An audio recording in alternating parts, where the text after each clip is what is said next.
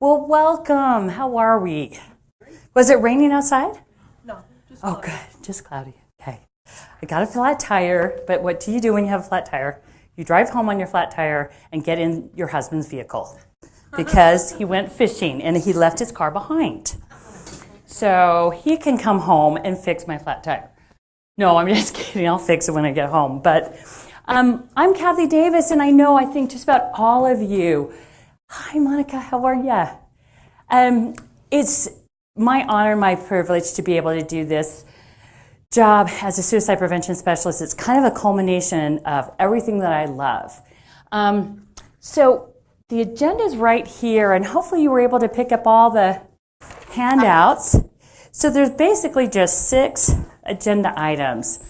And so number 1 will go quite quickly. Number 2 is one that I added, reporting to prevent suicide, because as I look around, we have quite a few people that have probably noticed that in the media we're having a high incidence of suicide. It's probably been reported on KSL. Maybe you saw the news show last night that was broadcast. There was a radio broadcast for the first time ever where 7 radio show hosts got together, 7 radio stations, if you will, and talked about suicide prevention. I was at the AFSP Out of Darkness Walk, and we raised, I think, close to $200,000, right? How many people were there? You were there. I didn't see you. Just short of 6,000 people. Short of 6,000 people, an all-time high. Number 3, I'm going to have Barry Rose. He'll be here at about 2 o'clock. And Barry's just who I want to be when I grow up. You'll know, he'll come in, he's just chill, and he's the coolest guy. He runs the crisis line, and he's been doing so since 1988. I'm going to talk to you about some Suicide Prevention Month resources. You have the calendars that I've been sending out. If you want to put any of that out there, you can do that. And then we're going to talk about the grant and funding and all of that, and just closing remarks. So let's get started by something that I'll send this out to you, and you can do this as you do your suicide prevention trainings. It's really helpful to have an icebreaker. So I changed this around according to whatever candy bars I have, and I got this from Science of Suicide. And so if you got the Reese's cup, you get to tell me, first of all, your name and what prevention programs are currently being implemented in your school or community. So who got the Reese's cup? That's Wendy. Okay. I'm actually new at my school this year, and so not a lot has been happening that I'm aware of. And so we are actually going to launch with safety this year. Okay. We're also implementing a peer-to-peer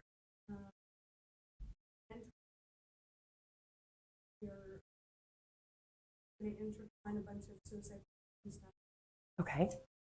And about it now, other than some school life. Okay. All right. Who had the Snickers?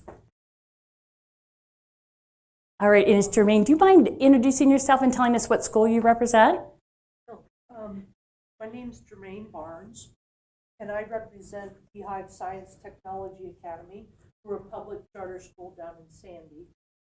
And I came to today's training because I want to just kind of stay up on the current, maybe any changes and current things going on. I find that things come out and, maybe an email here or whatever gets dropped, but it's hard to keep track of all the different things going on. So I like to go to at least 1 or 2 of the trainings a year to get kind of an overview of, where we are in the state and what's going on. Right. Oh, thank you for that. I appreciate that. How about my Kit Kat? There you go. I'm Annette Watson. I'm the school counselor at Beverly Park School.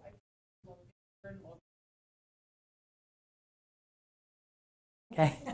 I love it. That's great. So I guess we're hoping to launch the Safe Youth app Okay. And we, a marketing partner, have a lot of events, health clinics.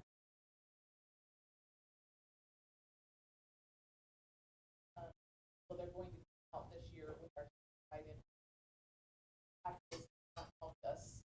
They've got a great school, great program. We had You Hope come into our parent night, Mm-hmm. and mental health. First aid? That all day first aid is running at our school. Oh, that's fantastic. That's great. Awesome. So peanut M&Ms. I hope you're not allergic. That would be me. Yay, Miss Norma, you have the floor. I'm Jordan School District. And potential barriers, I think, have been, in the past, as we've been working up to informing the community more and more so, originally, is that we don't. Okay, And I'm so nodding I- my head, right? I think that Yeah. we're breaking through those barriers slowly but surely. Right. How many of you can really second that motion of what Norma said? Is not at our school, not our kids, not our, yeah. And so we'll talk a little bit about how you can deal with that barrier and meet your parents where they are and help them navigate through that. Because parents, I'll tell you, they don't want to admit that their child has a problem with mental illness or has a problem with depression. They think, oh, they'll just get over it. Okay, so how about my Twix? Yeah, Tori. I'm Tori Gillette. I am in the Canyon School District. And I really appreciate that you put on there in your community, because I think it's been mental health services, suicide seen as a school counselor, school psych problem. And just send them to that place and they'll be fixed. And in the past, when you were only getting 1 or 2 a year with suicide ideation, depending on school and your level, you weren't getting as many as we're getting now. Right. You know, it could very well just be someone working with school counselor or school psych, work on that. But it's becoming so prevalent that it's a community problem. Love that book I was talking about, that iGen book about Twangy, where it says that Alice from the largest mental health crisis in decades. Oh, absolutely. I completely agree with her. And it's a community problem. Right. And it's not just the school's problem, not just the admin or the counselors or teachers. It's a problem. And so community needs to come together, and the students is part of it. And that's, so when you look at suicide prevention, really you look at the community, not just one group for this. So it's really, everyone needs their eyes open. When you realize for kids, it's like sitting next to you. Oh, absolutely.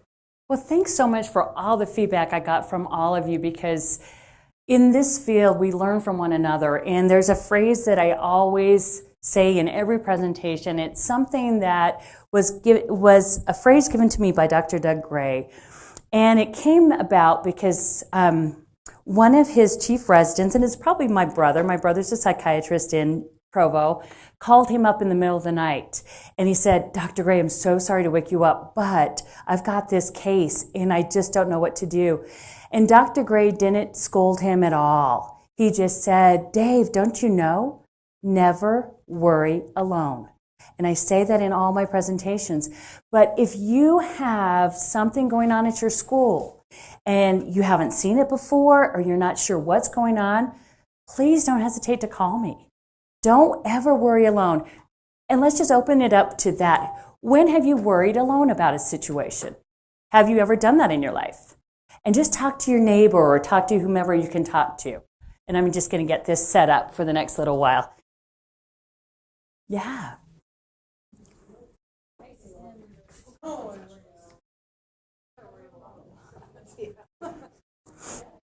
So we'll send this out along with other things too. Yes, what we can do is post the recordings and Okay. then link your PowerPoint and any resources you want to use. Okay. That's what I'm planning to do for my Okay. Good. I'm glad you said that. I'm gonna arrange so I can stay and help with the spreadsheets because I found that glitch and wasn't able to just get it done before. Okay. So just, I think I'm good. I'm just worried about our spreadsheets and wanting to be done and have enough. And she said, my specialist just have to understand you only have 8 hours, so I'll accommodate today, but you're gonna take off Friday, whatever. You're not gonna. So I said, okay, thank you. She's not feeling very well today. And you know what? I'm not either. And I haven't felt good all week. Yeah. But we have So, people. hi. How you doing, Steph? Look at all your buttons. Good to see you. Yeah, grab your stuff and then you should have a name tag. And if you don't, then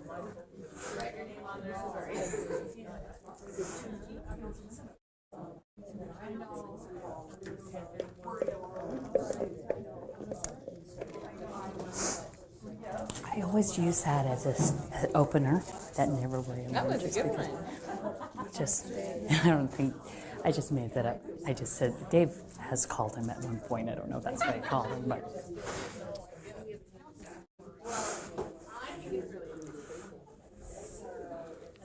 And I'm gonna totally steal that, just so you know. Yeah, we should have more. That was what my husband was yelling at me about last night because we're having a rough. It's like, I'm not being clear. I will. Yeah, you need to process it. So for those of you that are just coming in, I told a story about how if you're in a situation and you're just having a meltdown, you know, just turned upside down, having to come apart, whatever, there's 3 words I want you to remember. Never worry alone. Because when you're talking about what's going on in our society, I really liked what you had to say, Tori, at my conference about the I generation. We are dealing with a new generation of young people that they've never known a life without the internet. They've never known a life without iPhones. And these folks have, so it's the year 2017, 18, so these are kids that have been born Y2K right after my daughter being one of those. Born in 2001, and so they think differently. They are always plugged in. They're Snapchatting, or they're doing something, or they're posting, or they're. What was Haley doing this morning? She was doing streaks. I don't even know what that is. Don't let them go. I know. Oh my gosh. You don't want to lose your streaks. And then her 2 friends were on like social media fast. They were like, that's part of their punishment or something. They couldn't do social media. So of course my daughter has to do streaks for all of her friends. Going, really?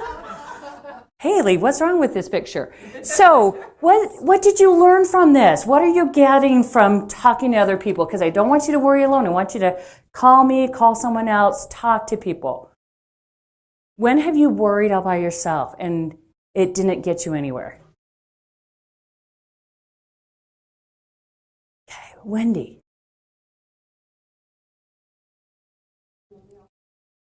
Single mom, so we're used to it.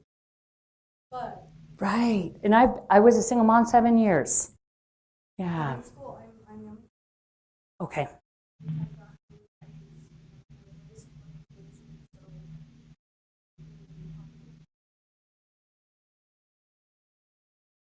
Right.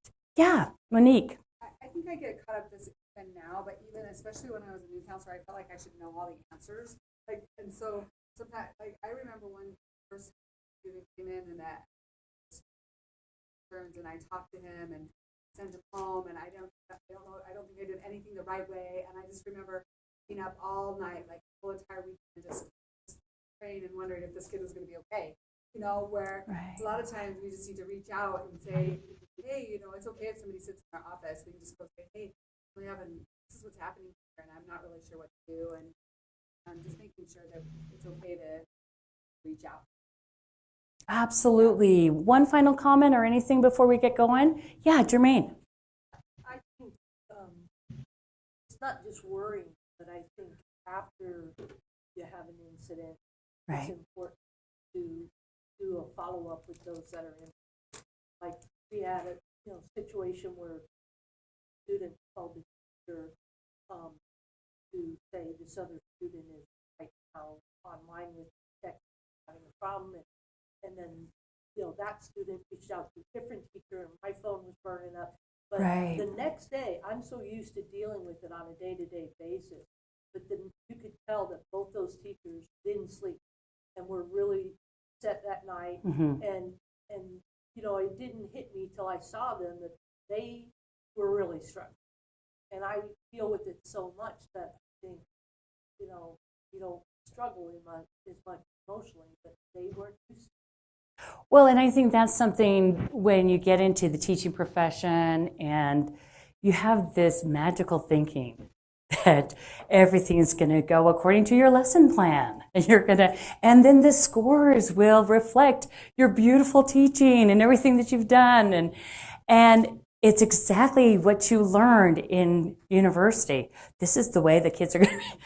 No. Anyway, but the fact of the matter is that's why we are here today in this training, why I want you to network with everyone that's here and also get tied into different resources, because this generation is different from other generations. It really, really is. So there are a lot of upcoming trainings coming up. There's the Rocky Mountain Suicide Prevention Conference, formerly known as the Hope for Utah Conference. That's coming up November 6th and 7th. I'll be doing a presentation. They've asked me to talk about self-care. I just presented down in San Pete County. 2 years ago, North San Pete and South San Pete had to collaboratively work together because they had 2 suicides within 48 hours in a small community. And what they remarked to me, Jermaine, is this. They said, Kathy, you kept telling us that how important it was for us to talk to each other. I went down there a week after everything happened and spent about 3 hours debriefing with them, and debriefing one-on-one, debriefing with the whole group, and just talking to them. Why would I do something like that? Jermaine. Well, because it's just like with the students, they need to know they're not alone. Oh, yeah. And then they also need to be able to process their thoughts and emotions, be able to deal with them. And if they're doing it, like I said, alone, that's when you ruminate. Did I do the right thing? Could I have done Oh, something? absolutely. So there's so much of that. And especially, I don't care what anyone says, it's so different from training. Sitting a 2-hour training every Yeah. year. But when you have a student, who's taught, and this happens, it's a whole different thing. Because you have to really look at everything on a case-by-case basis, and you really have to think on your feet and live into the answers, because you don't have a perfect crisis response. I think a lot of people think they're going to have a perfect crisis response, and I haven't seen that. So this is a crisis toolkit that's on the website. We're going to be sending out all these resources to you so that you can bookmark them on your computer. But this is a living document. It's going to be changing. And so this will be one resource for you. And then what I'm going to do is, I wish that I could show this to you. I was having a hard time getting on the internet. Do you think we can try it and see if we can get this? Are you the guest or one of the wives? I thought I was. Yes. Okay, we'll see if it doesn't. Oh, okay. So anyway, we'll send this link out to you. How many of you have seen the firearm safety video? It's really well done. And so if you haven't, with the kids talking, and I'll tell you what, we hired a marketing agency to do an in-depth marketing study, and they found that if the kids told the parents what to do, that And if the kids admitted to themselves that they were impulsive, and it's been highly effective. So there's been lots of different, it's been out on Facebook, and I played it on KSL a few times. So now I'm not going to be able to get past this. Hang on a sec. Yeah, it's hung up. Oh, it's my computer, sorry.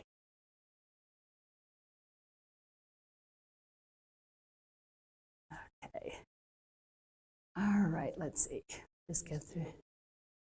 Yep, and we'll get through it. Okay. And I will send you my PowerPoint, and anytime you want anything from that I have, just email me and I'll get it to you.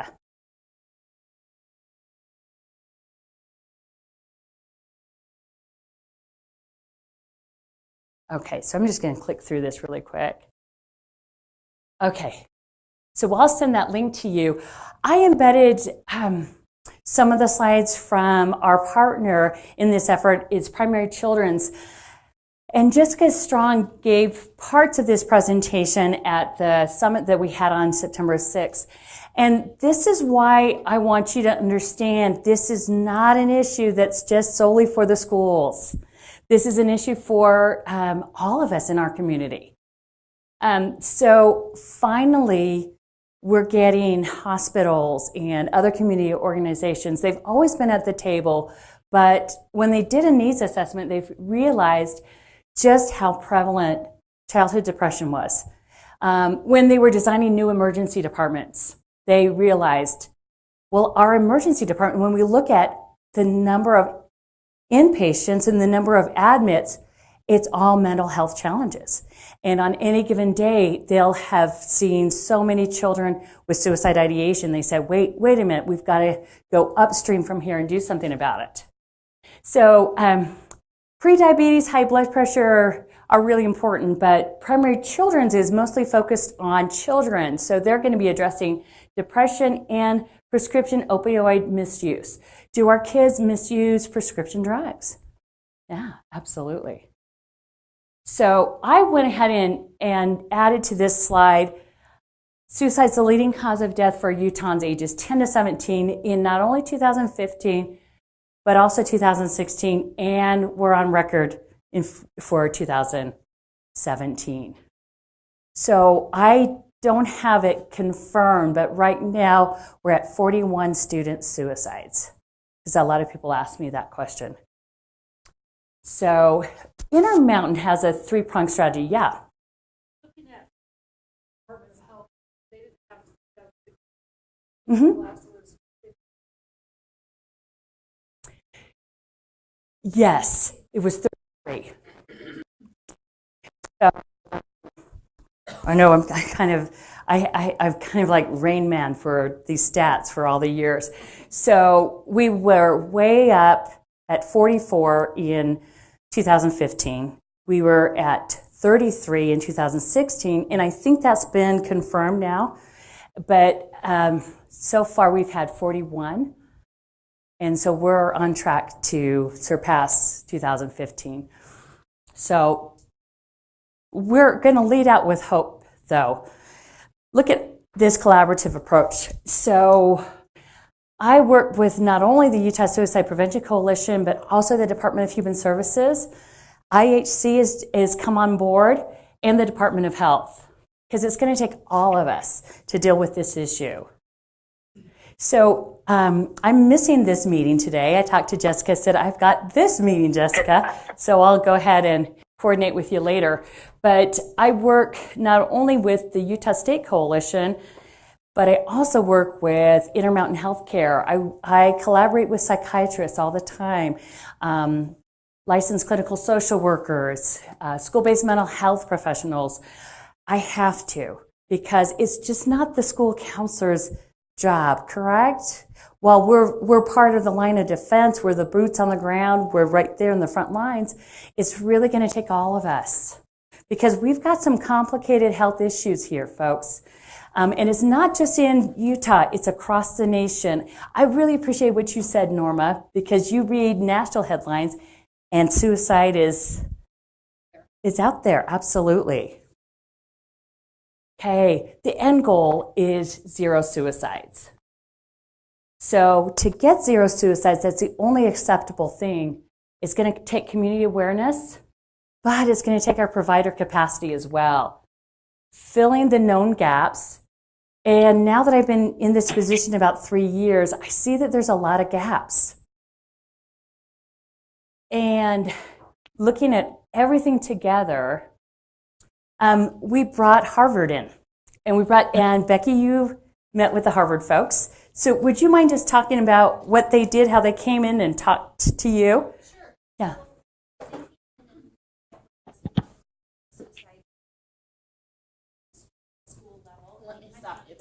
Okay, the online people are trying to. They kind of wanted to see the prevention efforts in action. And so we got permission from the students in our building that had been participating in our suicide prevention efforts and who were members of our Hope Squad.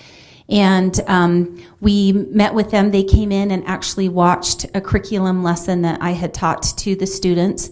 They did a post and a pre survey on that information that was given.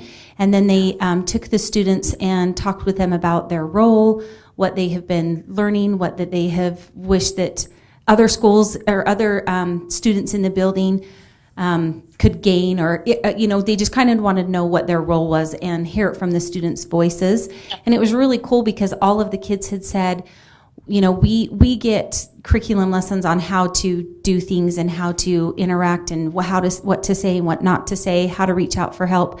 We wish everybody in our school had these same skills and these same tools. And so, they looked at, we looked at ways of being able to take that program school-wide, and involve it. And the researchers really loved the powerful message that came from the youth. I mean, you talk about out of the mouth of babes, They were just really profound. And they asked them, what are the gaps that you're seeing?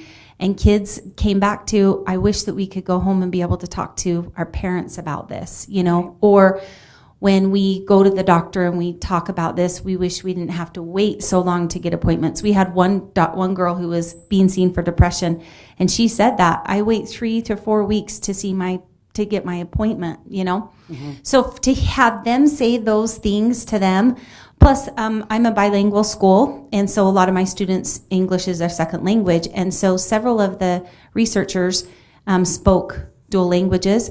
And so they were able to communicate in their native language, and they loved that. They were like, this is an amazing that we are bringing cultural diversity. We're bringing, and they identified issues that come when you work with families that are dual language or parents don't speak English and things like that. So it was really powerful for them. I think they really enjoyed interacting and working with the students, and they identified some gaps that are included in this Zero Harm Initiative based on the interviews they had with those students. Great. So, yeah. Thank you so much, Becky. Yeah. I'll just point out the last stat. It's K through 12 school professionals rated lower. And this is everyone. Only 29% felt like they could handle a situation where a child is presenting as having suicidal ideation. And so we have a big gap there. So there's a lot of things that we're going to be doing. I'm going to just, for the sake of time, because I've got Barry coming, just talking to you about community awareness, some of the things that you can do. If you haven't coordinated with your coalition, I know that Tori, the Draper Community Coalition, was helping last night, right? And I know they're very powerful. I know they have a great pool to pull not only the Canyon schools, but I know at the parent event that I went to, it was Juan Diego was there and all of the other charter schools working together as a community on this issue. Focus groups are really helpful too. Gatekeeper trainings, Hope Squads, messaging possibilities. So we're really looking into doing more media campaigns. The firearm safety campaign is one of those, and we're hoping to do more.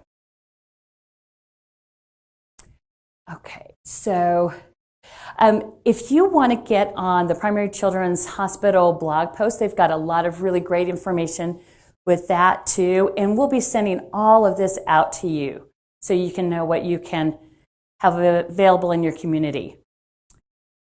So there's a lot of metrics that we need to depend on the Department of Health and other agencies. And the metric that we have is the SHARP survey. So you are seeing this before anyone else in the state sees this, because I work on this committee.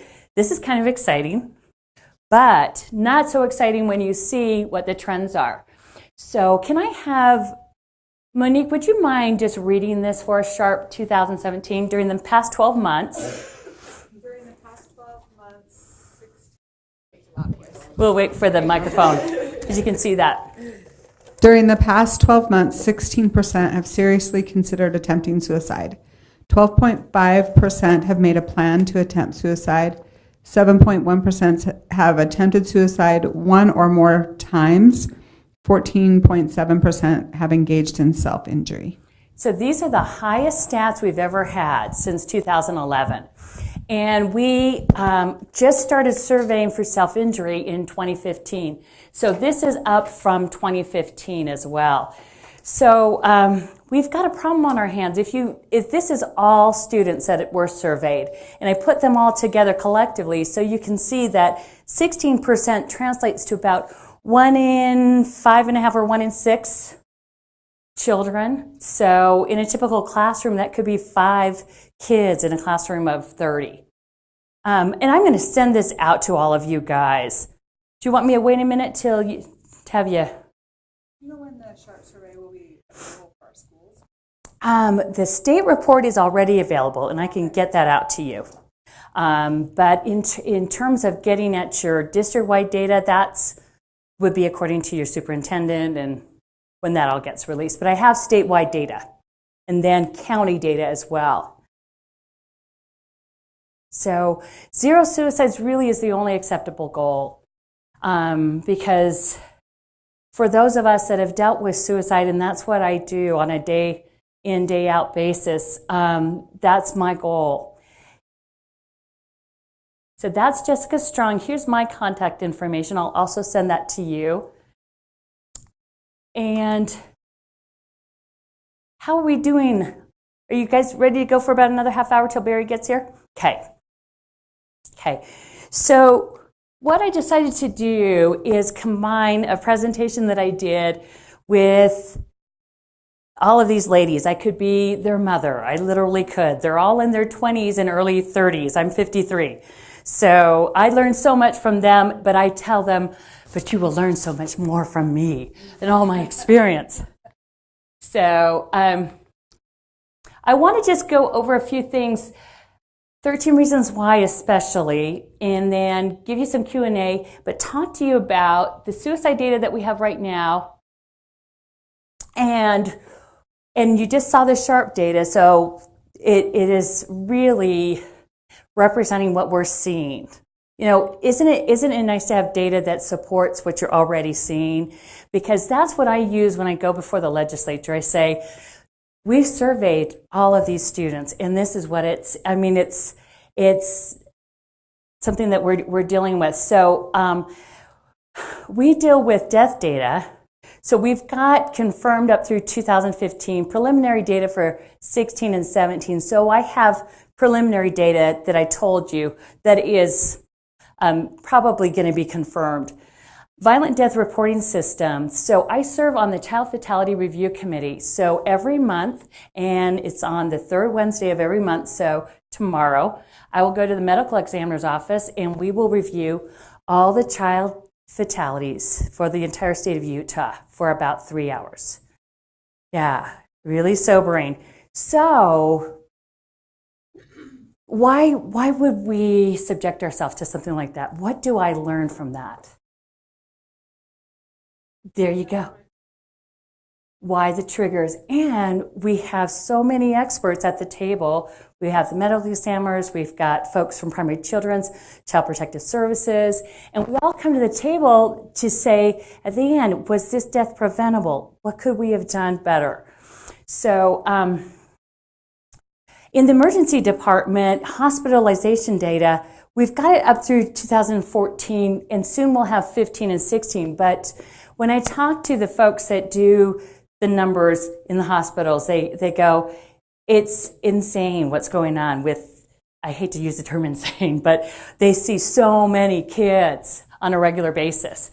And then our survey data, prevention needs assessment, and you just saw the data from the SHARP survey. So this is what you can go online to the Department of Health. I'll show you this link. And this is something that Representative Elison asked that we get on a real-time basis, and this is updated just about every week. This is as of August 17th. This is how many deaths there were in the state of Utah in all of these age groups. Okay, and so you can kind of see what's happening. And one thing you've got to understand in the 10 to 17 age group, so this was just as of August, and then we've had quite a number of suicides since then, 33. I also include my 18-year-olds, so it might change a little bit because of that. Yeah. Yeah, you bet.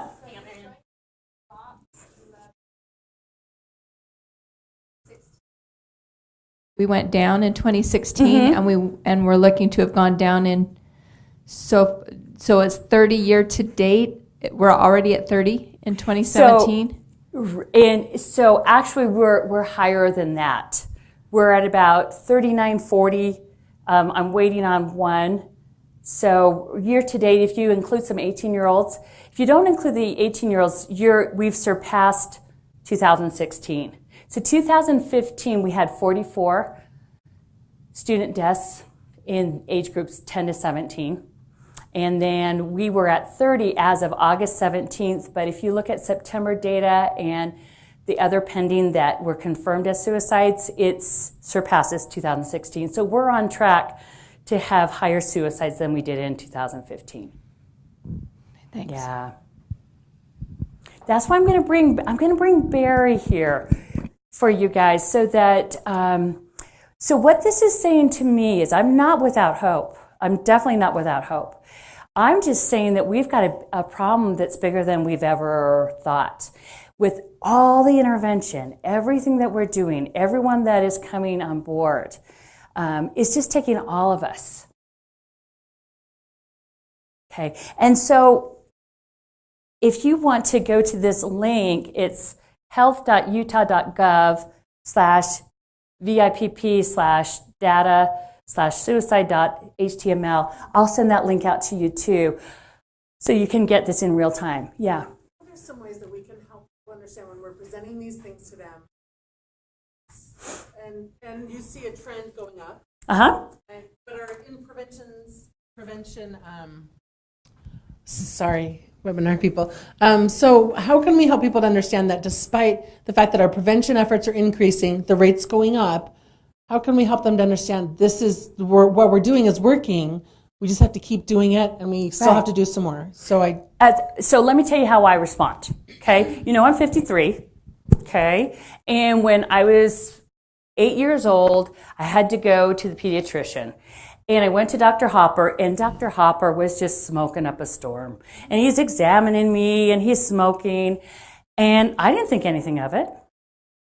Do you ever would you go to a pediatrician that smokes?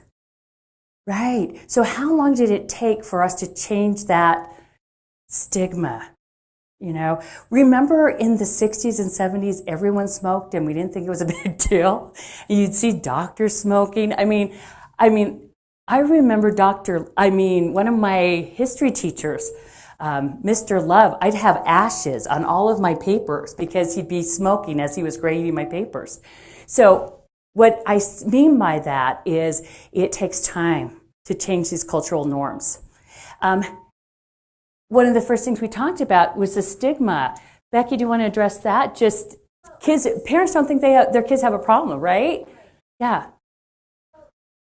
They don't think that they have a problem, but also too, parents don't know what to do if they do have a problem, right? Because it's so different from, we talk about the changing the norms of the ages. Absolutely. When they grew up, it was totally different than how these kids are growing up. Right. And so one of the examples I like to use when I teach is that, You know, you think about the Save Your Life campaign or Save a Life, Buckle Up. Yeah. I mean, how long has that been going on? And we finally are starting to see the kids are getting the message and buckling up, right? Right. That's why they're not the leading cause of death anymore. It used to be accidents, right? So I think we can talk to the parents and let them know that it's going to take time for the messages to get not only to the youth, but to the parents and to the other community people that are involved to be able to provide the support to them. So it's changing more than just the cultural norms, right? Oh, right. Zero Fatalities has been a very successful public health campaign. If you go along I-15 or that corridor, they update you on what's going on. My daughter's getting her driver's license. She is not going to be allowed to have anyone in her vehicle with her for the first 6 months. That has decreased teen fatalities dramatically. So here is just the suicide fatalities. I think it's really helpful. I don't know what slides you guys are using right now, but let me send these slides your way so you have really up-to-date stuff and you can use that. Suicides and self-inflicted injuries per 100,000 population. So the deaths, hospitalizations, emergency department visits. So this is a comparison between your males and your females. So you're going to see the females go to the ER more often. But in terms of the deaths, you'll see the males die by suicide in 3 times greater rate. Hospitalizations, the females are still going to be hospitalized more. And we're seeing that a lot of this is because the males don't want to acknowledge that they have a problem. They don't think it's severe enough that they need hospitalization. So here's also in terms of age groups. So you'll see that adults ages 25 to 64 is your highest rate of suicide. So we have a really high rate here in Utah, especially in our older populations. So here's another thing that you can do when you're pointing out statistics. And this is a really great argument for why you should restrict fatal means. Half of all of our suicides are firearm deaths, and it's not exclusive to males. We have firearm deaths that are females using firearms to die by suicide as well. Okay, so this is another really good slide to just put your bullet points out there. And I always lead out with, it's the leading cause of death for youth ages 10 to 17. We're 5th highest in the U.S. Females have a higher suicide attempt rate, but males die from suicide at a higher rate. And then the last point is just that firearms and suffocation or hanging are the leading cause of suicide deaths amongst Utah youth ages 10 through 17. So when I talk about this last point, I talk about suicide prevention in terms of making sure that when you have a suicide death, that you really are aware of the effects of contagion. What do I mean by contagion? Or copycats, or additional suicides after that? Because some communities have had not only, I'd mentioned going to San Pete where they had 2 suicides within 48 hours. So, and the 2 boys didn't know each other, but it was something that, so here's something too if you just want more longitudinal data, so you can see what's happening in terms of the rates. Okay, so I like to use this slide when talking about this wall we've got to climb over. What could that wall represent? Stigma. What else? Knowing how to talk about it. Okay. Lack of resources. Who has ever talked to someone that is like talking to a brick wall? Okay? And so that's why we're here together, to talk together, to collaborate, to see how we can overcome this obstacle. The gal that I train with, her name's Donna, and she does Spartan races.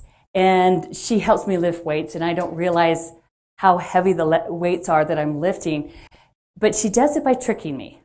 And she does it by saying, I'm going to train you until your muscles go to failure. I go, what? I'm going to fail at this? She said, no, that's a good thing. How many of you guys have done a presentation and it just failed miserably? Okay. And what did you say to yourself afterwards? Okay. I want you to have more self-compassion and realize that this is a process of figuring out how to approach people, how to do all of that. Who has ever been listening to a news broadcast and they just completely sensationalized everything? And you're just going, what? I was there. This really happened? So safe messaging, especially where we're concerned with suicide, is extremely important. The way we communicate is also a way that we can promote resiliency, promote help seeking, promote prevention, and encourage actions that prevent suicide. Okay, so we have a statewide 10-year suicide prevention plan. When you got the grant application, you should have gotten a link to this as well. So why do we have a 10-year plan? We're not going to get anywhere close to where we want to be unless we're committed for the next 10 years. So we're right in the beginning, 2017, and we are hoping to decrease the suicide rate by 20%. But data isn't the only thing. It's not the whole story. Okay, when you see this picture, what do you think? Or see this picture? Okay, so when you're promoting your suicide prevention programs, I've seen this picture in suicide. Why is that a problematic picture, or this one? You're seeing the method, and then mother, son found dead, apparent murder, suicide. Okay, here's really hopeless. We lose 22 of our military to suicide every single day. This is leading out with hopelessness. Hopelessness also. So we have a death by suicide every 40 seconds, says who? The World Health Organization. So while this is really eye-catching, it doesn't give us a lot of hope. Okay, so I'm going to just talk about this situation. Do I have any folks from Nebo School District? Or how many of you are familiar with what happened? Yeah. Do you remember when this happened? Okay. So I want you to just talk with the person next to you or the person behind you and just talk a little bit about this. And yes, did this really happen? It did.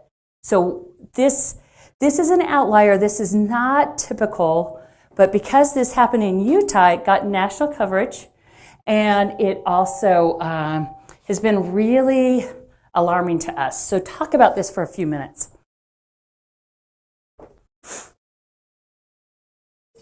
I'm going to see if Barry's here yet.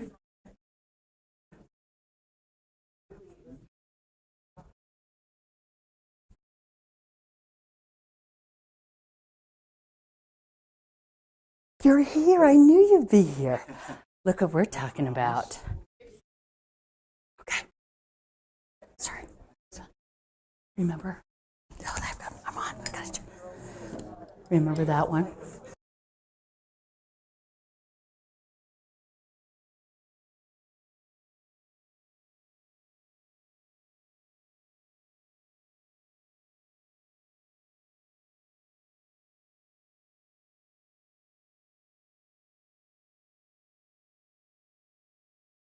So Barry, I told them what I tell everybody. I want to be you when I grow up.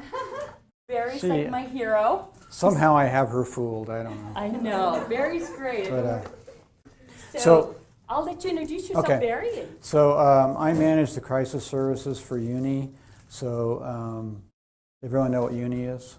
And it's the University's Neuropsychiatric Institute. And we, about 6 years ago, we had got a whole series of contracts with Salt Lake County Behavioral Health to provide crisis services. And so we have the crisis line for Salt Lake County. We also have the National Suicide Prevention Hotline, Lifeline. So if anyone calls the National Lifeline number, they get our call center at UNI's crisis call center. We also have mobile outreach teams for Salt Lake County, and we have various other crisis programs. And then our latest project is the Safe UT app, which I think is what you're most interested in. And that's been a really incredible collaboration between the university and all the school districts in Utah. And the legislature is funding this. We get about $700,000 a year now to run this program. And so what we're using the money for is essentially all personnel, really, to add to our call center. So we can provide live chat, or we can provide the tip function that we can then get to you. You're all school folks, right? Counselors and teachers. And so I hope you've all heard of the Safe UT program by now, and that and ideally all your schools are enrolled and are functioning well within the program. I know we've, and I'm happy to answer any questions about the changeover. We've had when we started this program in January of last year, really is kind of when we started, actually rolled it out. And when we started it, we had a free app that was really designed as a tip app that was offered to us to use, and we helped kind of redesign it with this private company to add the live chat function to it. And then we started out with that, and most of you, if you've been around, well, you may have used that, the old version from Anderson Software. But what happened was, since it was really designed just for tips, it really didn't function well for live chat or for multiple use at the same time. But we could see the potential and the power there, and the importance of it, and so the university backed building our own app. And so over the last year, we've been creating our own. We created our own mobile app, and the dashboard and the whole back end to control it and run it, and then a separate web-based app for you in the schools to use to handle tips. And so there's been some glitches here and there with this new software, and it's not all functioning as well as we would like yet, and there are a lot of features that aren't added yet. But we're hoping you'll kind of bear with us. It is working generally. Some people have had trouble logging in and getting accounts set up correctly, and most of those questions are going to me now, and they've kind of shown me how to do that. And we can create our own accounts and update and change people into different schools, or if ever people move around, and all those kind of things. Anyways, this is going to be a really high quality, really functioning program soon, and will have much more functionality than the old one did, and we'll have a lot more features and things that will benefit you and benefit your students. And but basically, the whole idea behind this mobile app is that we're really excited to do this, because this is how kids communicate now, right? This is how your students communicate. And our crisis line, we take between 5,000 and 6,000 phone calls a month. So we take a lot of phone calls, but almost exclusively adults. Very few kids call and want to call and talk to a stranger when they're in a crisis or having problems and needing support. And but they will text. And so we were really excited to be part of this program, and we found it very effective. As we've gone along, we've really had to sort of learn how to communicate via text. There's really, because if you get a text that's all it says is "I'm feeling suicidal," it's like it's difficult to kind of figure out. It took us a while to kind of get a sense for how to communicate and have a discussion like that, and how to gauge the acuity, asking the right questions to kind of figure out kind of how much of an emergency it was, and how we needed to respond, and how we needed to make sure people were safe and kids were safe, and then working collaboratively with you in the schools to make sure that you're kept up to speed on what's going on with your students. And certainly, it took also a while for us to sort of come together. We have a monthly group of school representatives that meet with us, and over time we were able to kind of develop a structure for how to manage the high-risk tips. And I don't know how much you know about that, but I'll just tell you really briefly what we decided to do and what we're currently doing is the way it's designed, every tip that's put in by a student comes to our call center first. And our licensed clinicians take a brief look at it. If it has anything to do with dangerousness or risk, or there's questions about safety, our staff will go ahead and have a conversation with the student to kind of gauge the risk.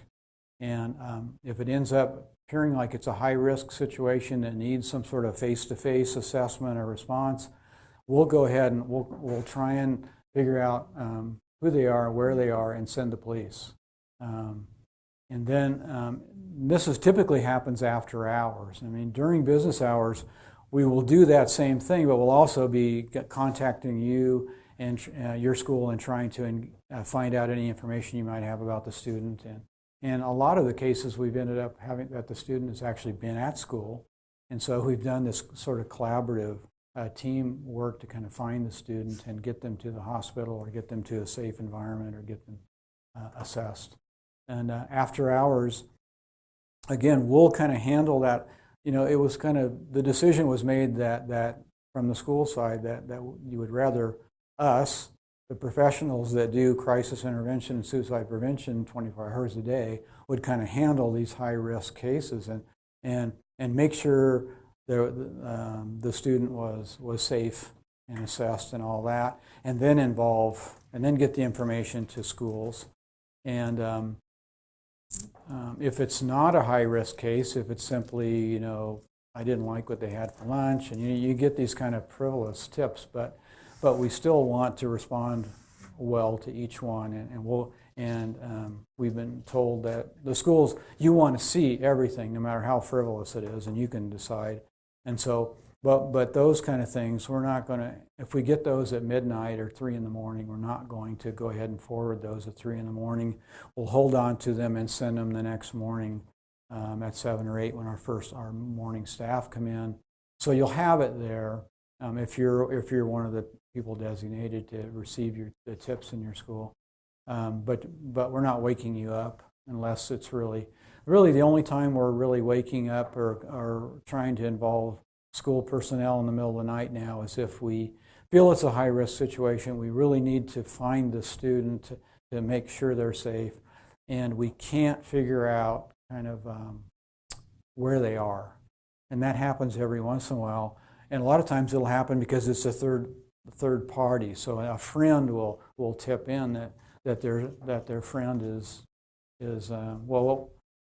what we call friends now is a little different than when I was growing up, because a lot of times they'll say, my friend is suicidal, and I'm really worried about them, and we'll say, okay, this is your friend, you know, where are they? What's their address? What's their phone number? Well, I don't know. I don't know them.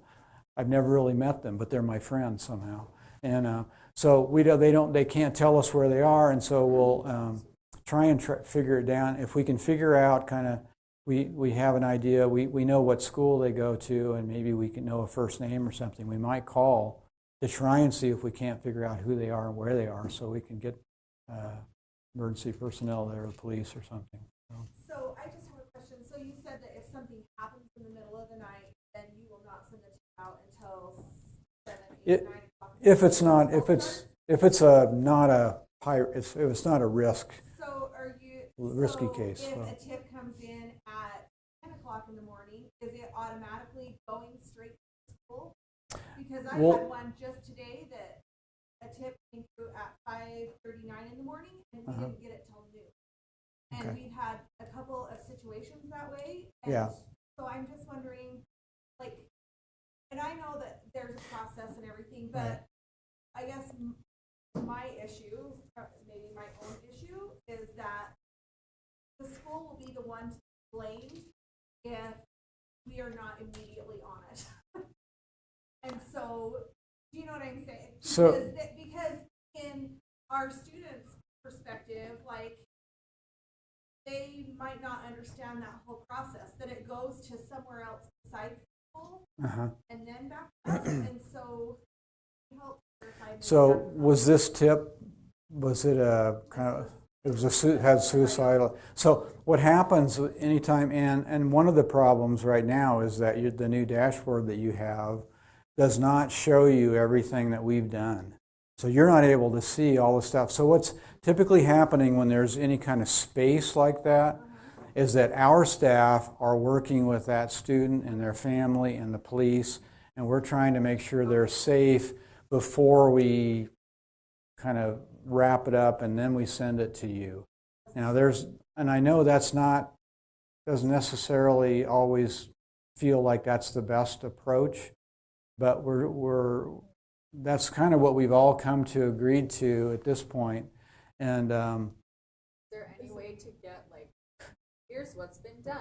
yeah, Is there any you way to will. add that? 'Cause that's Yeah, gonna be really super helpful. I know, and that's going to be a feature. That's a feature that should be there, but isn't, and is being worked on right now. And it's only a matter of time till that will be a natural part of what you see. But if you, and we did this today for a different case where we actually just took a bunch of screenshots of everything that we did and sent it to the school counselor just so they knew. And maybe that's something we could do temporarily until they get this set up so that you guys can see. Yeah, at least if it's like, if we can even get a heads up about that student at the beginning of the day instead of at lunchtime, you know, so that we can get some services and wraparound stuff, especially on schools who it's early out at 12:30 or 1 o'clock, and if they're gone, they can't catch that kid till the next day. Then what? You know? Yeah. So, Right. and also so Yeah. that we can Right. used to be IC, which I know. start Yeah. and connect.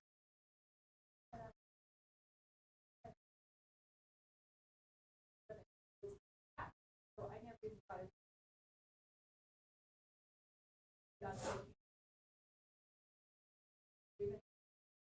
What do you? Can you explain? I mean, unattached. What do you mean? Unassigned, sorry, unassigned. Oh, unassigned. Yeah. Yeah. They all say unassigned, so we got nothing there, so then we said, Yeah. assigned to school and then the status. So whoever. So unless we happen to go in and look. Yeah. We don't even Yeah. know it's there.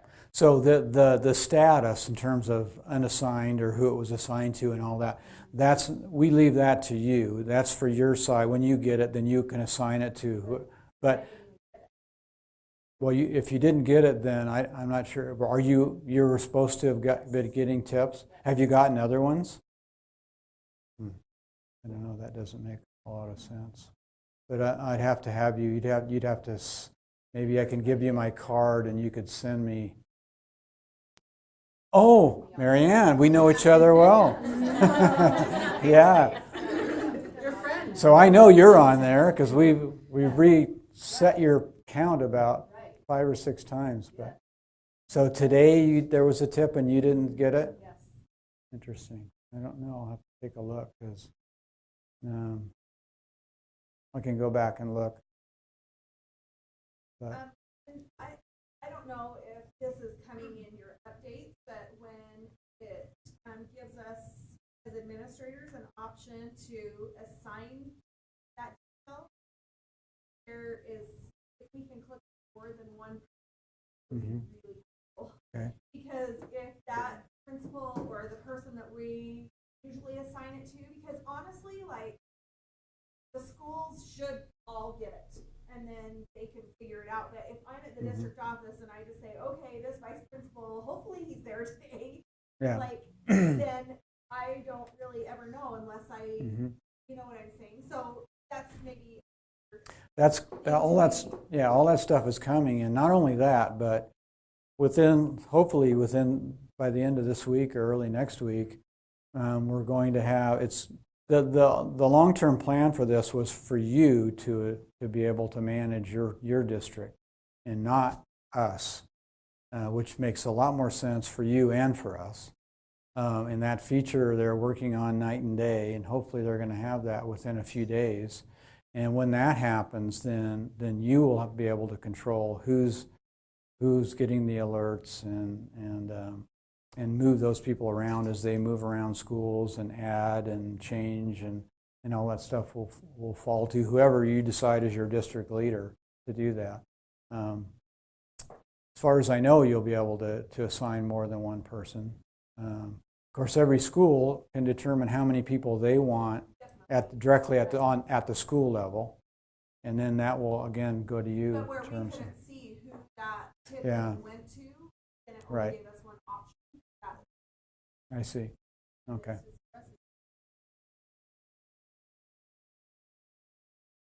Right. Absolutely. Understood.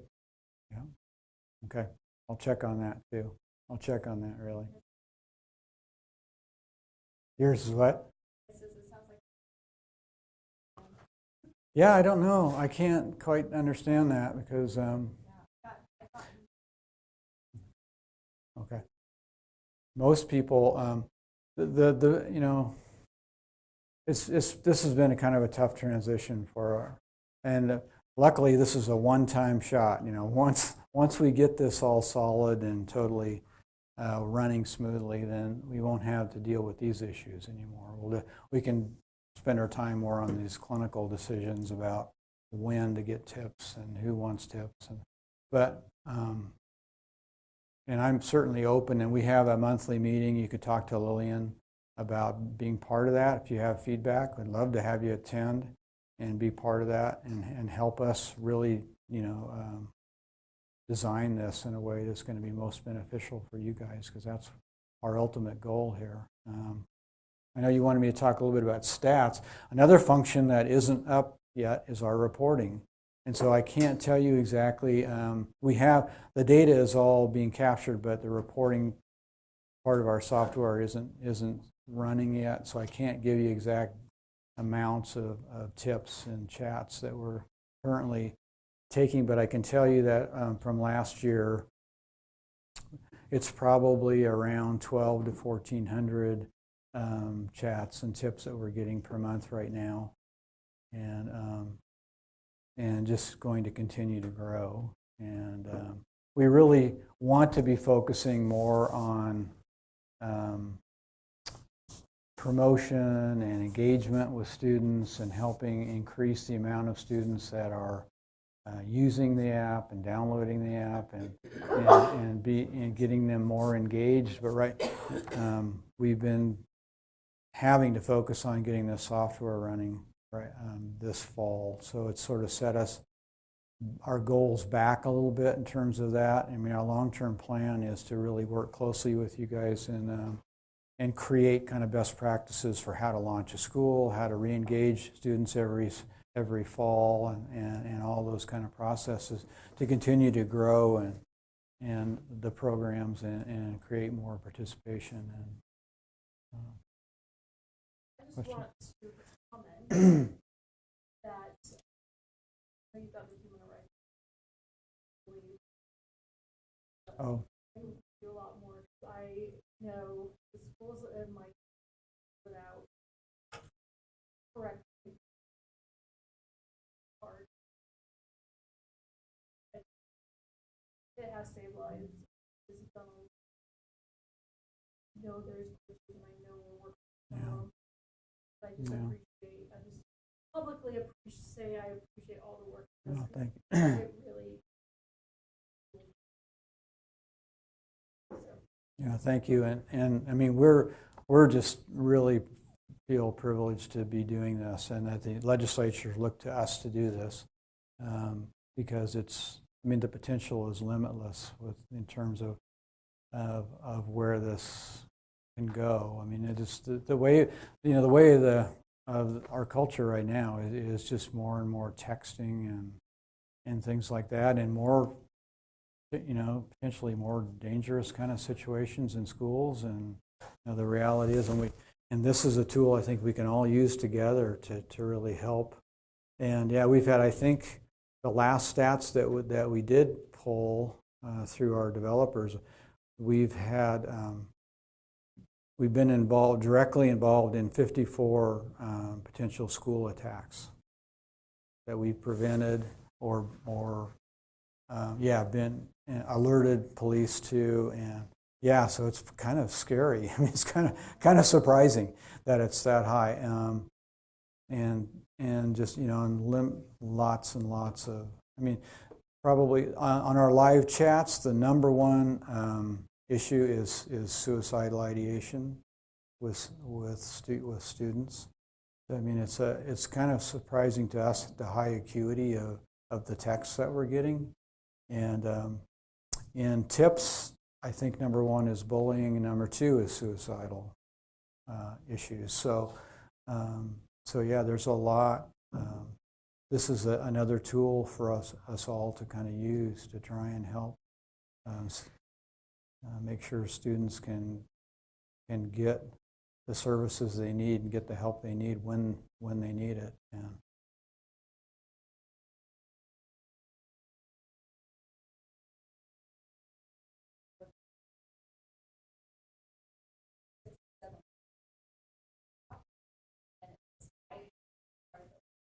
I'm going to put that data up again. no, it was. Is there anything you guys PowerPoint should be minimized at the bottom of this calendar?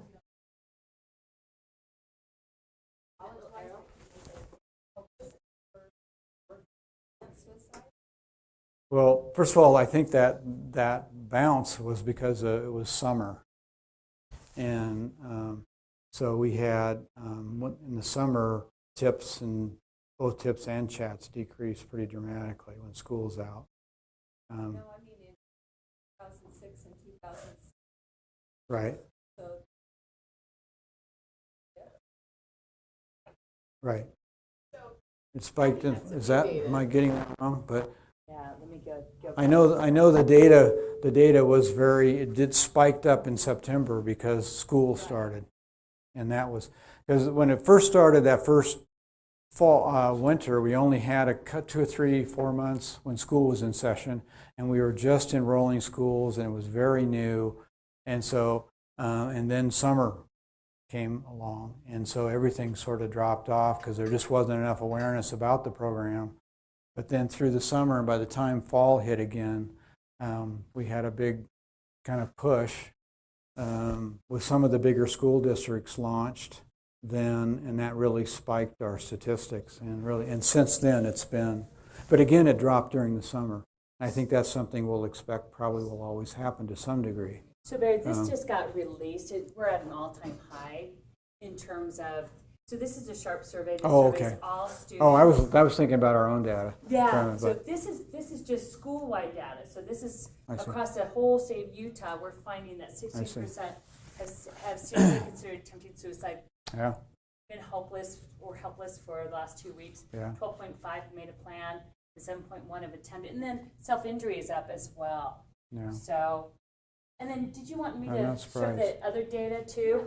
what's that? Yeah, there was the other thing. Okay. The one graph that we pulled that up, I was like, something sure we could use. Okay. It's the other direction. I'll go through it. Sorry, guys. I could probably do Making this me dizzy. faster. Okay. It's not this data. This is this is real-time data, what's happening in terms of number of suicides. I think it's this one. Is it this one? You see it Okay. went down and back up. Yeah. Okay.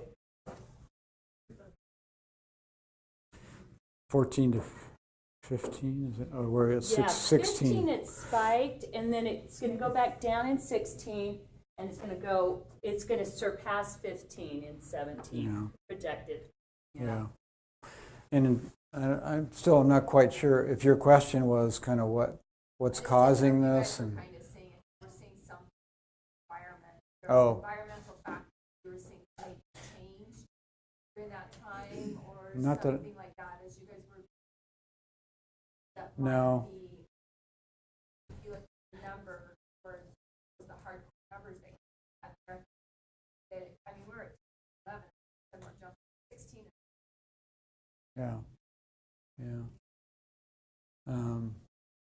I don't know, other than just increased pressures in our culture right now. I mean, no one has a really clear idea. I don't think there was any specific thing that we know of.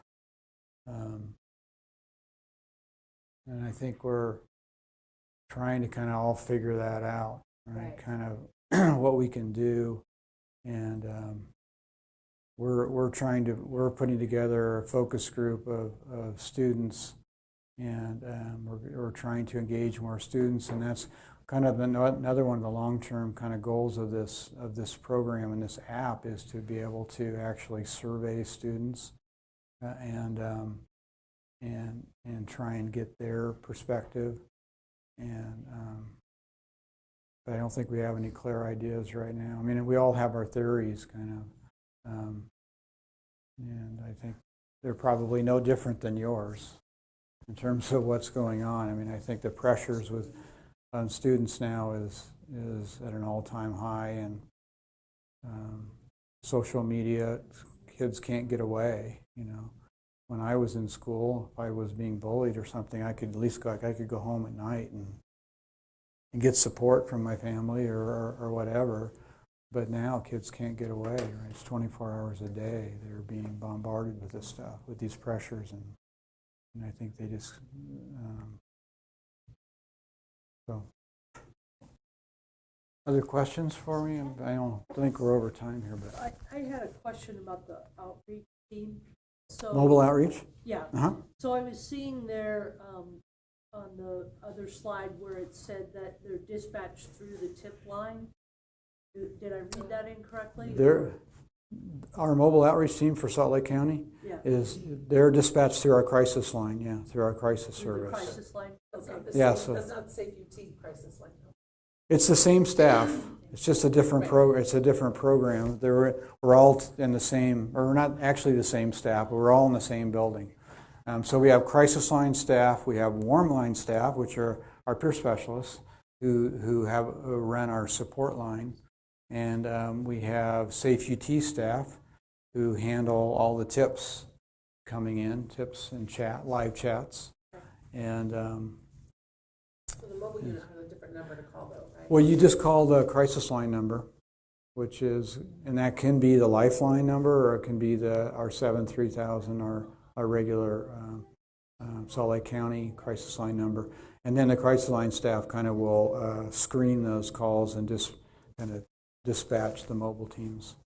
So I'm thinking of it in terms of third parties. So as an administrator, you know, it's, you know, at night we get a call because a student is, you know, on with another student texting and they're suicidal.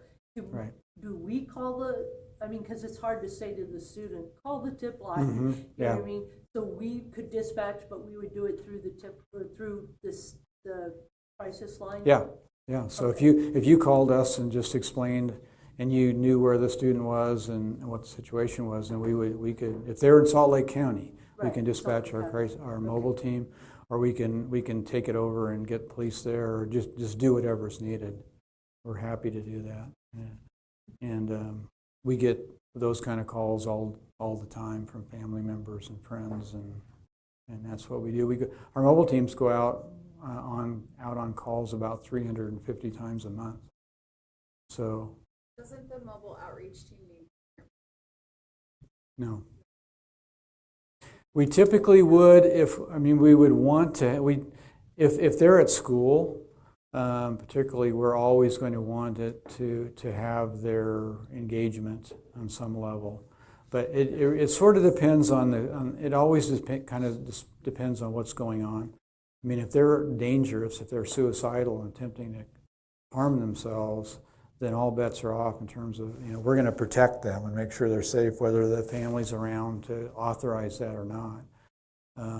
But we want to involve them, and if it's more of a situation where they're struggling with something and need, then we certainly want to engage with the families. And when we were working with students via text or on the phone, we're always trying to get them to talk to their parents. I called once and they wouldn't come. They wouldn't come. They should have. I'd have to double check on that, but no, they should. Yeah, always. Their parents were out of town. Oh. It was a huge. This kid ended up needing to be hospitalized. Parents were out of town. Mm-hmm. Called mobile outreach to get a backup. Wouldn't come. Huh. Well, they should have. So from now on, you have them call me, or you ask for me. Julie?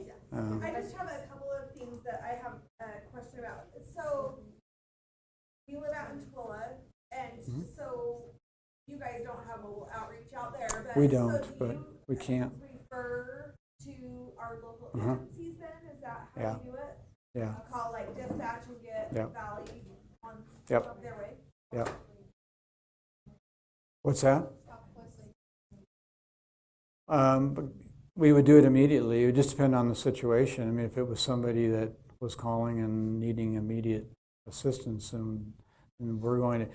The ideal situation for us is if somebody can call themselves, we ask them to do it, because dispatch always wants information that we wouldn't have.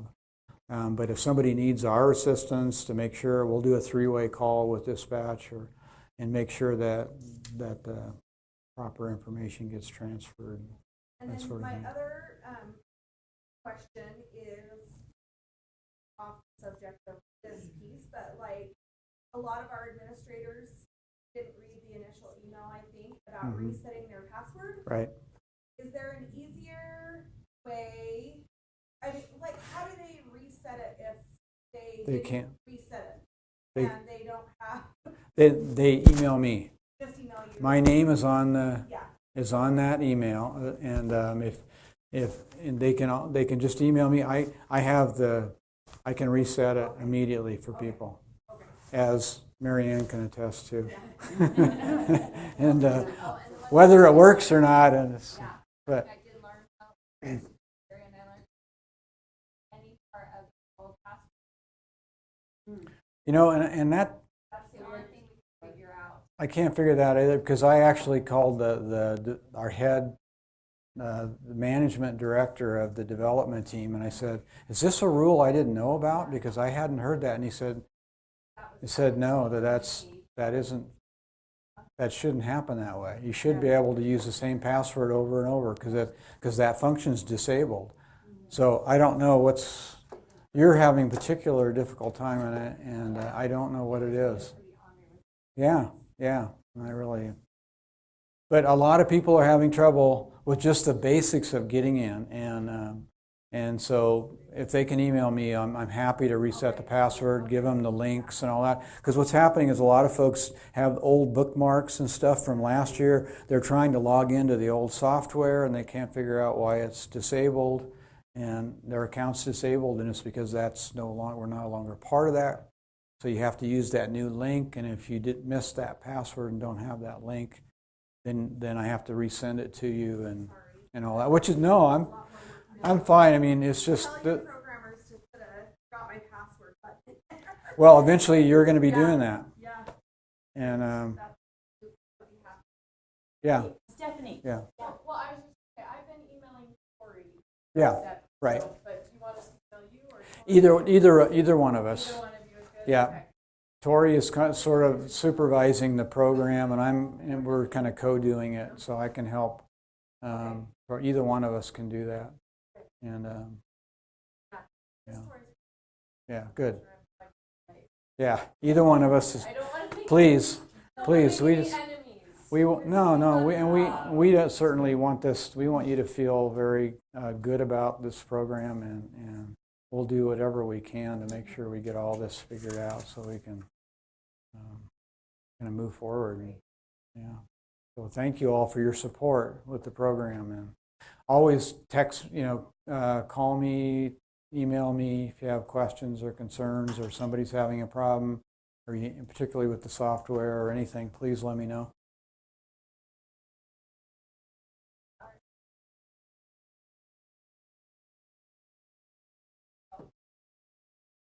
Yeah. Yeah. Well, thank you, Barry. Okay. Thank you, guys. Yeah.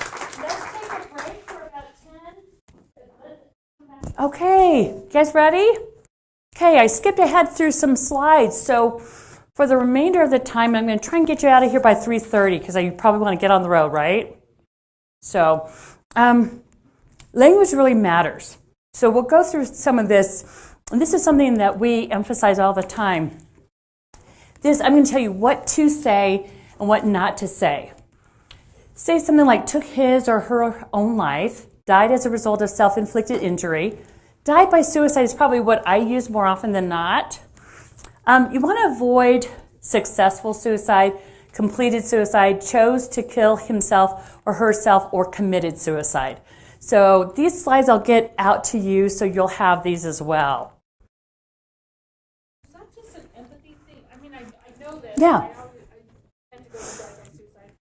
Is it more of an empathy thing, or is there any research behind it Okay, when you say like the phrase committed, what else do you think? Committed a crime, okay? So we're associating suicide.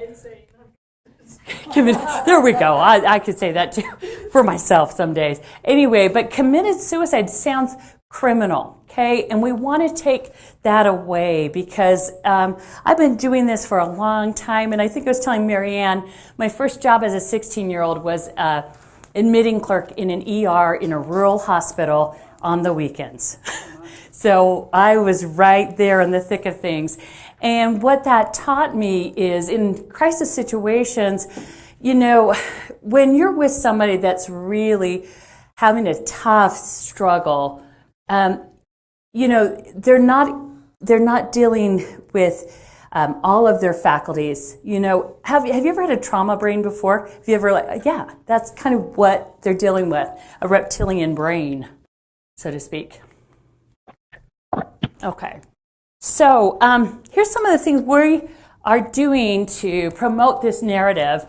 Logic has come out with a great song, sharing lived experiences. And when I talk to people, some effective programs are programs that lead out with hope messages, people that are voices of recovery. Maybe for those of you that were at my September 6th event, do you remember hearing Taryn Aiken? She told her story, and she's one of my role models. With that though, Yeah. I've heard, sorry. Oh, you're fine. You're fine. Go ahead. I've heard and I've read with some of my prevention stuff and with crisis management is it's like sharing out examples vetted and Absolutely. it's not something of, I know one of my schools last year had a student come to an assembly of a girl who went through all these things, and I went, the whole time I was like, because Right. of some of the things she was saying, and I always think of that one student sitting up in the corner reading between lines and hearing Right. things. Absolutely. And so I think we hear that as, you know, share experiences, and you have to be really careful on that with students. You know, Absolutely. full assemblies and bringing guest speakers Right. and who've never studied how to present the topics, but just have a story. We need to vet those and make Right, absolutely. And so we are still, when we talk about anything like that, Taryn is a national advocate speaking to adults, but if someone were to ask me, should you ever have like a student share lived experience with other students, if it's going to put them at risk and put other kids at risk, absolutely not. You've got to vet everything. So I'm so glad you brought that up. So be really, really cautious with that. So this is just our Safe UT. This was the old app, and I don't think I have the new version here. This is another resource for you folks statewide. So I'm going to take about 5 minutes on 13 Reasons Why. I actually watched this with my daughter. We got through about 3 episodes, and then what did I choose to do? I had to stop watching it. I had to stop watching it for a number of reasons. So we have 2 handouts that you should have gotten, one that's in English and the other one that's in Spanish. I will give you PDFs of these so that you can distribute these. I also have something that only I have and you probably don't. How many of you are getting contacted by parents about 13 Reasons Why still? This is an article that was written by John Ackerman. It's 13 Reasons Why Should Parents Be Concerned About This Netflix Series. Would you like this? Okay, this I will send out as well. This, in the middle of the night, I got up and I thought, oh, there we go. I'll write it down. She's going to write it down. Okay, so let me go ahead. I sent out a study to all of our counselors. Did you see what was coming across their offices? What were the kids saying? This is the messages and the impact. And so this came from the American School Counseling Association. This came from Carolyn Stone. Whoops. Great. So we need kids watching this. Okay. So we've got someone online talking. Sorry about that. So this is what Carolyn Stone said. She says the themes are dark, relatable, engaging. That's why the kids are watching it. The plot and the production romanticize suicide. That, I think, is what is wrong with the series. It is a misperception of life as it really is. Portrays suicide as a solution, simplifies it as a reaction to events, and it blames those peers.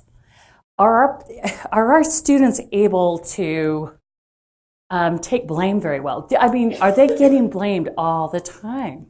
They never take it off. I mean, they're tuned into this social media network that I had an experience with my cute Haley, and she was on a group text, and then all of a sudden they omitted her from the group text, and she, or omitted someone else, and she said, "Why'd they do that?"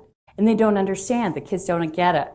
Misses opportunities for impact on prevention. So you guys don't know a lot of the background of this. So when they were filming the series, they had a psychiatrist, psychologist, therapist on set with all of the actors and made sure that all of the actors were doing just fine throughout the whole filming of the series. So they had those protections in place for all the actors.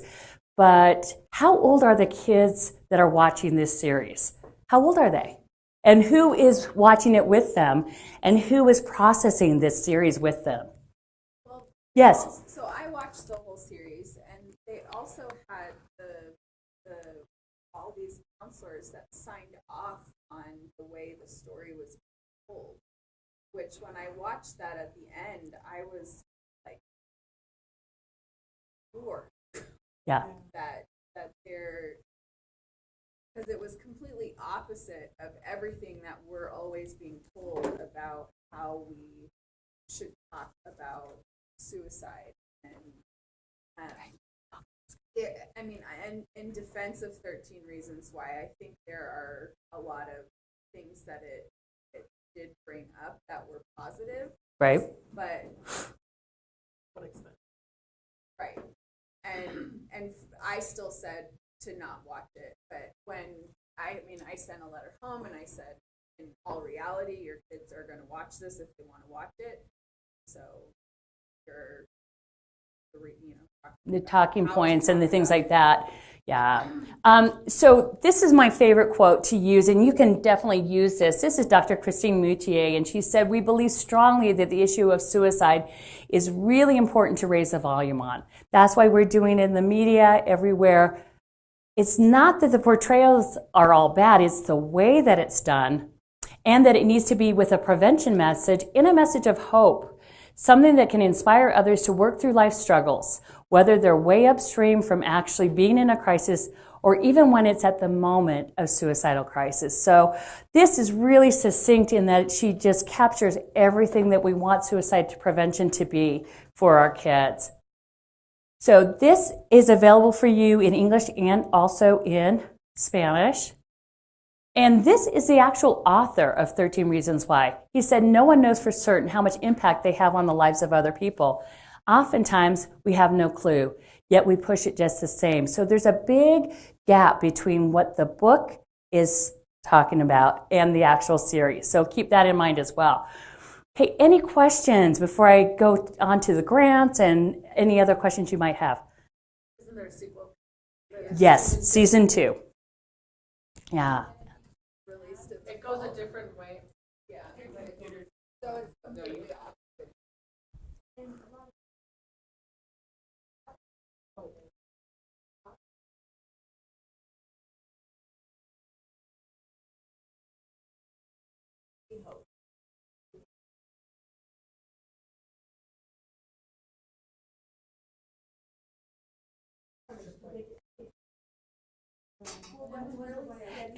We printed this out for him. We did. So you guys have that. Millions of teenagers who are watching it, like, there's no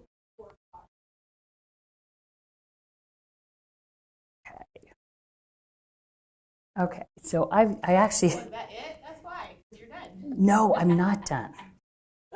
Sorry. I went to, so I work at a charter school. I went to a charter school where there's got a student who's a you would be on that. So it was like, I don't know what that means. And it was just like, that's what so many kids now are just using that as this revenge. I had so many kids that kept right after that show who that was what they would say, like, would be. So where we would have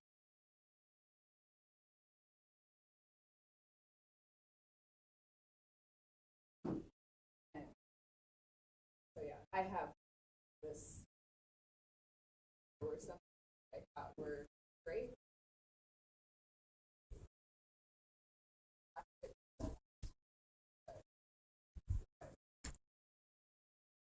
So, all right. So what I have, can you put that so that it's, is that better? Okay.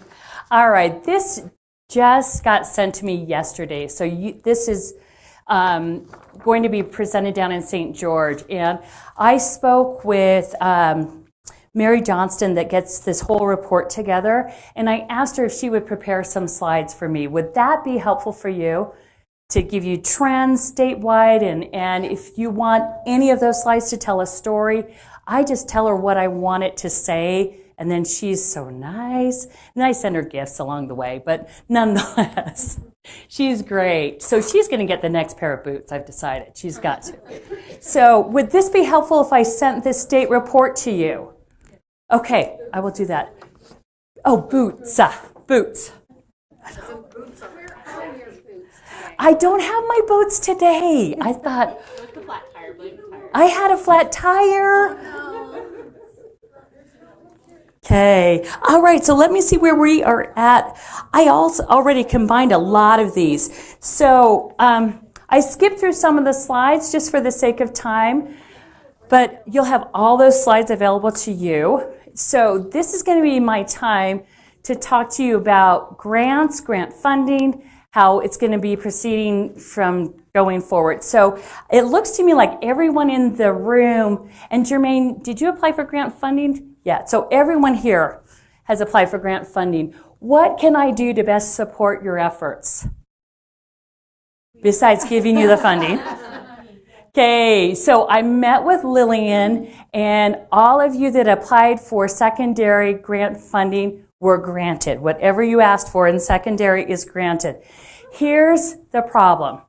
How many of you are having issues in your elementary schools? Okay, so there is $45,000 available, and we had over $127,000 in requests for elementary. Yeah. I know. Exactly. So you're saying that there were 125,000, whatever that number was, people who wanted the funding, but only 45,000 to give. Yes, I only have 45,000 to give. Yeah. And so guess who we are going to be speaking with? Representative Elison. And we are going to see what we can do to make sure that we can meet the $126,000 of requested funds. Because where is our greatest need? Do you think it's in our secondary, or where is our greatest need? In mental health? The biggest bang for the buck is in the elementary. Yeah, and why is that? Would you say, Tammy? Because you're doing prevention. Exactly, prevention. And those of us, I've been teaching since 92, so if you have been a seasoned teacher, you know that it's a lot easier to deal with someone. I just did a training up in Davis. Guess who I had at the table? Head Start administrators. Wow. Yeah. And you know what I was really excited about? In Head Start, can you kick a child out of Head Start and get them kicked out of the program? It's really hard to. My son, I can say this because he's in California, he was kicked out of kindergarten. He was kicked out of 2 preschools. Do you think his outcome would be much better down the line had they not cast him aside? Okay, he's a little creative like me. I know, look at his mother. Anyway, but the fact of the matter is we're learning so much more, and so hopefully we can do that. I am tasked to monitor, so I have to visit you guys. So I'm going to be, I hope so. I would love to just, I'll probably be putting out a Google, is Google Calendar the easiest for you folks? Okay, let's do a Google Calendar, and then I'll make sure that I get to all the larger districts. And then if you ever need additional technical support or just want to meet with me one-on-one, and because is it just one means of suicide prevention at a school, or do you need to have multiple areas of prevention? Multiple, okay? So in these monitoring visits, I'll come and meet with you. We'll kind of look out over the grant, see how things are going. Also, do you guys need additional training? Becky and I were talking about putting youth mental health first aid out there. How many of you have been trained in youth mental health first aid? Okay. Becky, do you want to do a quick shout out for youth mental health first aid? Yes. Hold on one sec.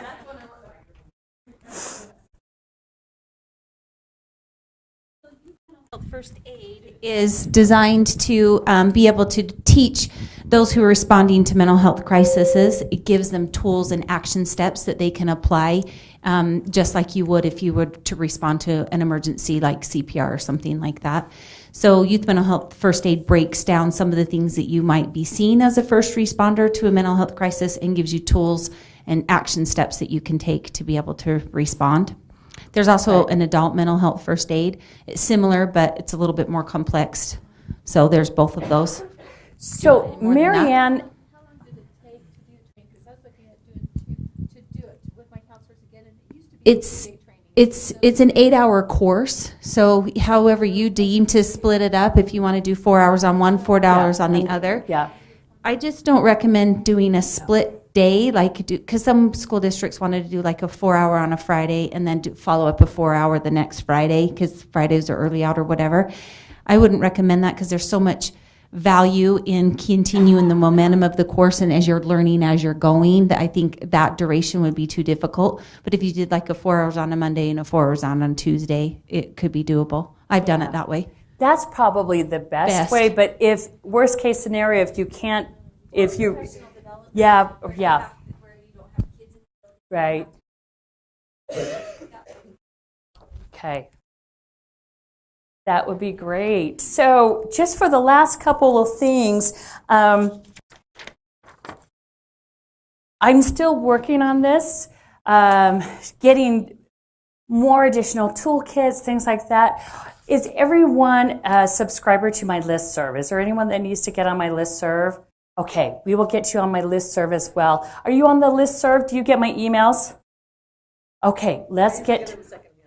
Oh, okay. So what? Subscribe them today. We are going to subscribe you today. You don't even have to do it yourself. And Stephanie will get you subscribed today as well. So here's where you understand you're going to be getting grant funding. It's just taking a process. We're going to get the award letters out probably. The process started this week. Yeah.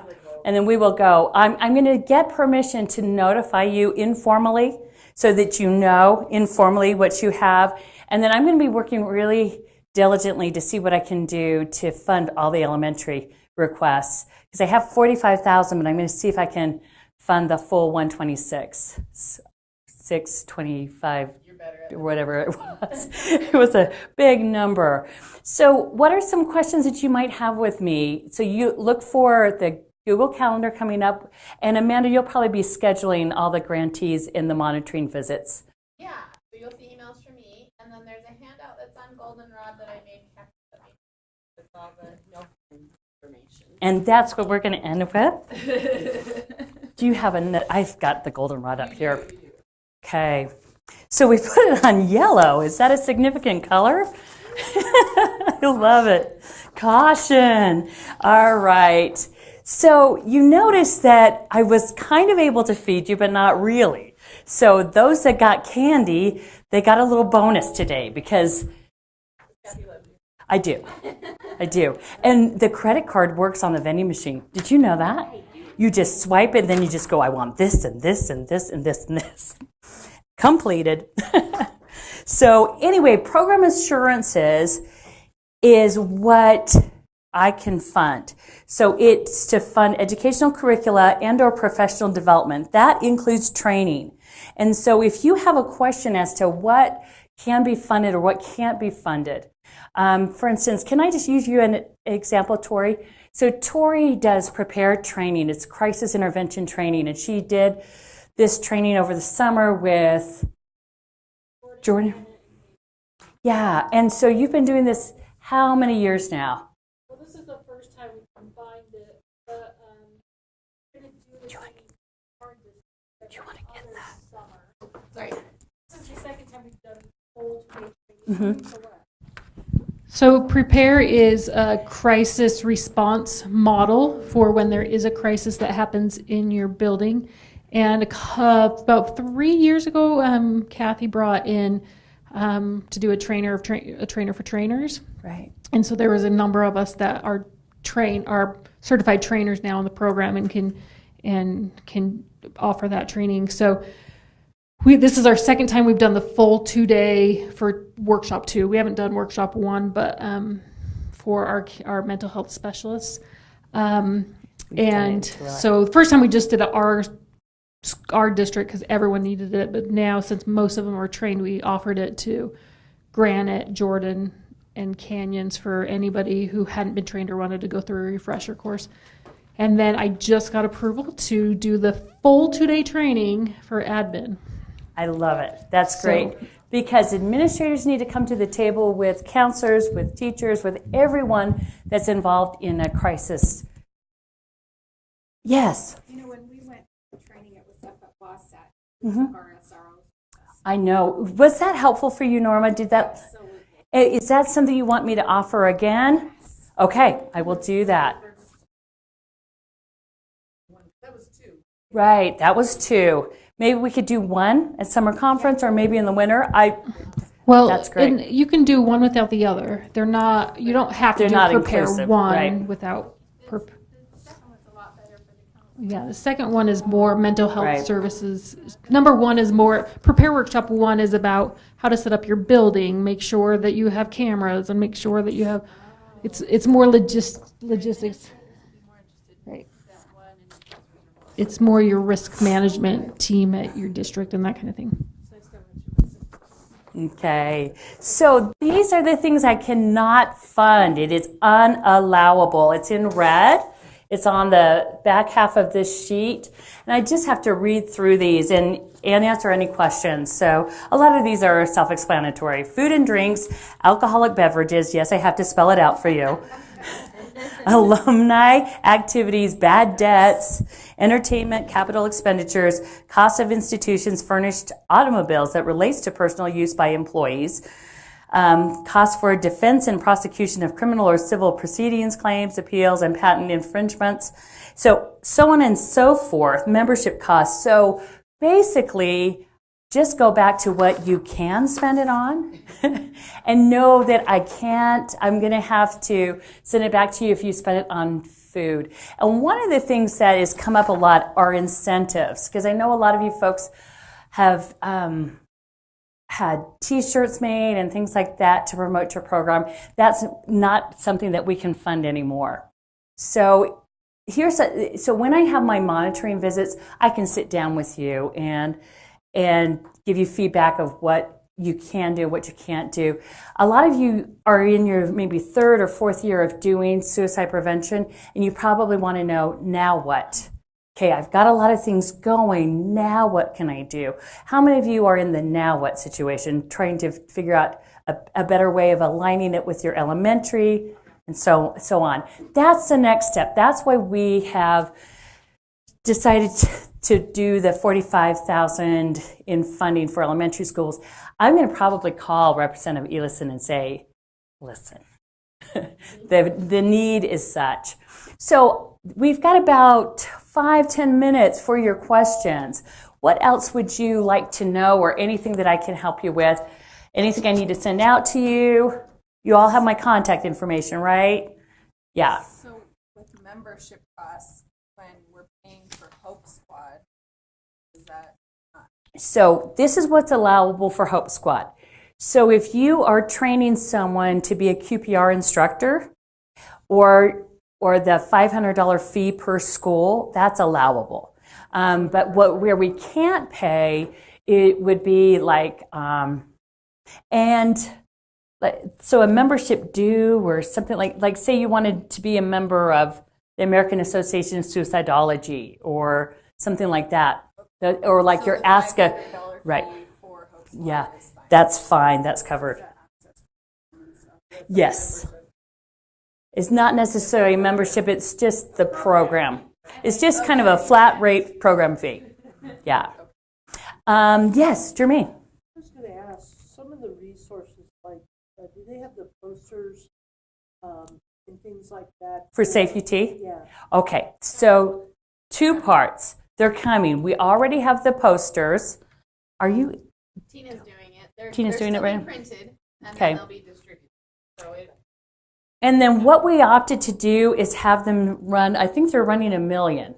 they have Magnet, is it 1 million? 20,000 posters. 20,000 posters.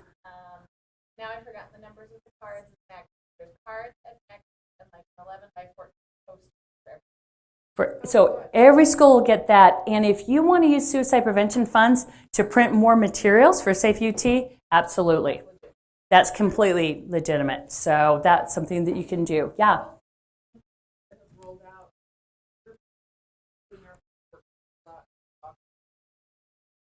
Oh yeah, it's for the whole state. So Representative Elison's, yeah. Yeah, so Jermaine and then Wendy. I'm just going to ask, can we get those files that they're printed from, so that if we want to make more? So that's a Pypsc question. Oh, that's Okay. So we'll make a note of that. So I talked to them about that because I serve on the committee. And if you request like the PDF file, they will send it to you. But they just hired a new program manager. And so if you're going to be printing the materials, some of you might have the old PDFs that were on the Weebly site.